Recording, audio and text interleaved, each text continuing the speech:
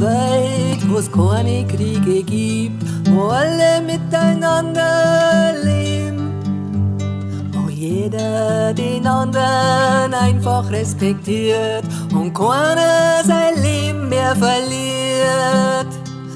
Mama soll nicht Angst haben um ihr Kind, Frau nicht um ihren Mann, weil der Krieg uns alles nimmt, wenn die Menschheit nicht zur Besinnung kommt.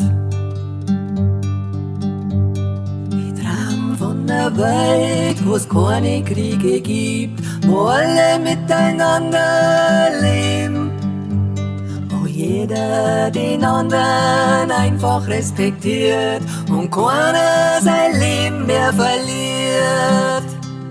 Papa soll mit seinen Kindern spielen und keine Städte bombardieren. Der Opa soll sich auf die Enkel freuen und niemals hören wir sie verzweifelt schreien.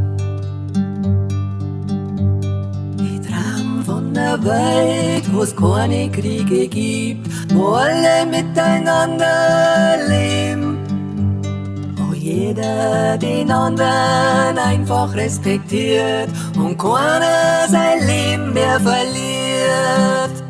Soldaten auf der ganzen Welt geht's heim, nehmt eure Familien in den Arm.